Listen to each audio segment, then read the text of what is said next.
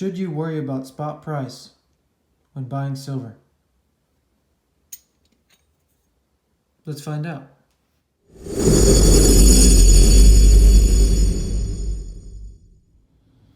Hey guys, Coin and Silver Journey here. Before I get into the video, I just want to say thank you to everyone who's been subscribing, or any new subs, or people that have been liking my videos, commenting, everything, guys. I really appreciate it. And if you're new here, think about subscribing. If you like seeing videos about silver or stuff going on with precious metals, the market, anything like that, I'm your guy. If you like just seeing cool coins or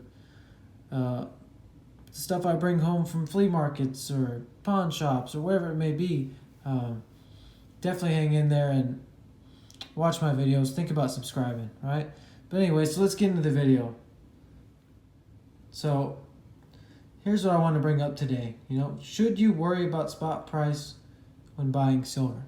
Right? To understand that first, we got to know what spot price is.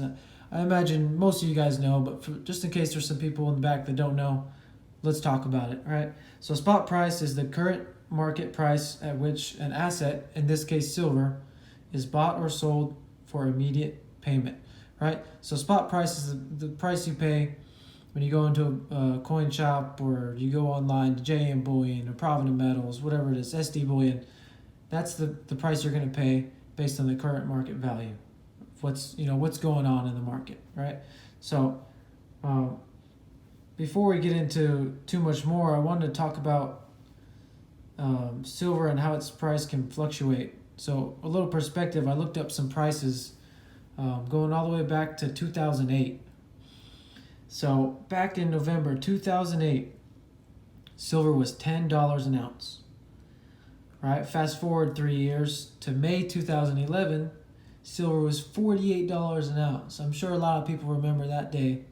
I was still young and I wasn't quite stacking yet, but I've read up about it and I've heard about it a lot, and man, was it something. So then we fast forward 2 more years to September 2013, and the price was $24 an ounce, half of what it was nearly 2 years earlier. Right? So now you go to January 2016, 3 more years later, and price is $13.50 an ounce. Okay, so here we are in 2020, January, and the price is currently, as I'm making this video, $17.78 per ounce. So what do you get from all that? What I get from it is that silver is not necessarily steady. It fluctuates. It's volatile. Depending what's going on in the news, something about Trump, the bombing of the leader in Iran, the general.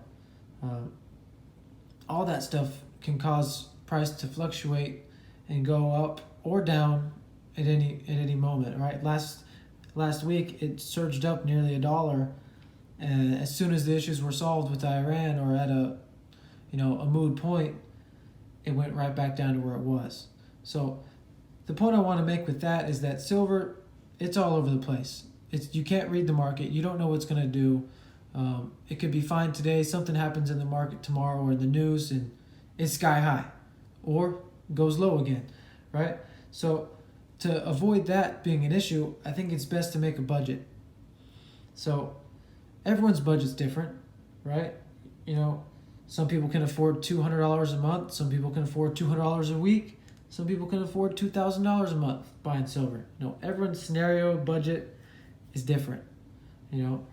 There's no magical number. You really have to buy what feels comfortable. And the rule of thumb is, if you're spending, $300 a month, and every time you buy it, you feel almost guilty, well, maybe you're spending a little too much, right? Or if you're having to cut back on bills, or you're really having to think about, man, should I go out to eat, or should I go do this? And you might be spending too much because you still want to enjoy the things in life and make sure bills are paid on time. It's not all about silver, right? You want to make some sacrifices, but you don't want to go too crazy on the sacrifices. You still got to enjoy life. So you got to make a plan, because buying on a whim will never work out, right? Unless you got a magic ball and it's going to go up $20 an ounce. Well, lucky you, because no one else has the magic ball. Um, so, price fluctuates, right? It went up 80 cents today. It's going to skyrocket. It's going to go up $2 more an ounce tomorrow.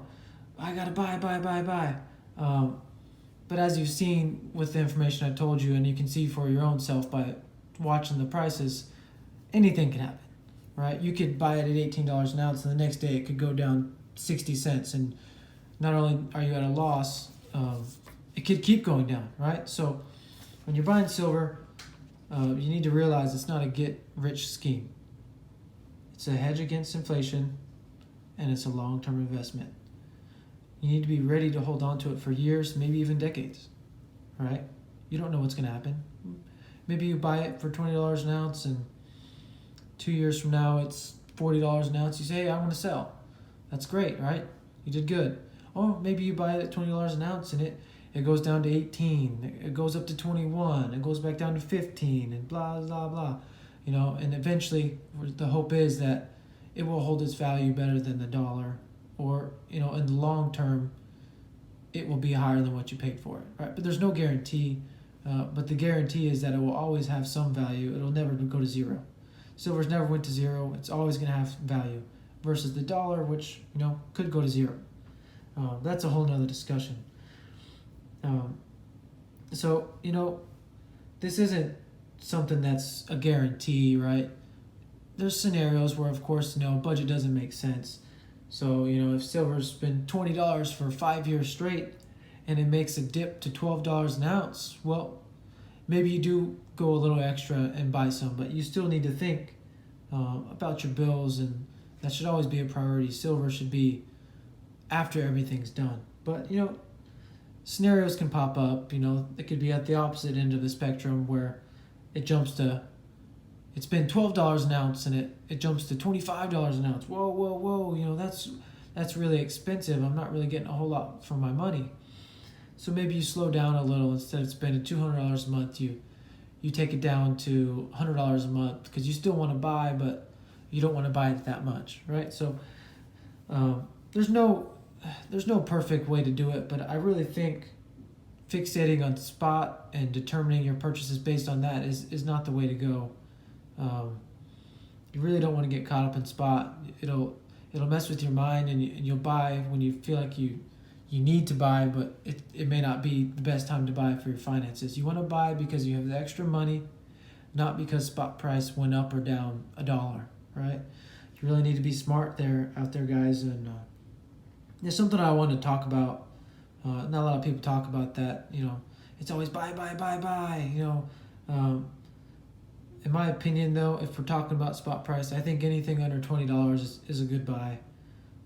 My personal opinion, that's where I'm at with it. But yeah, keep an eye on it, but don't let it determine when and how much you're going to buy. Stick to a budget. That's all I got, guys. Thanks for watching. If you liked the video, think about subscribing, leave a comment, leave a like. It's all appreciated here. See you on the next one.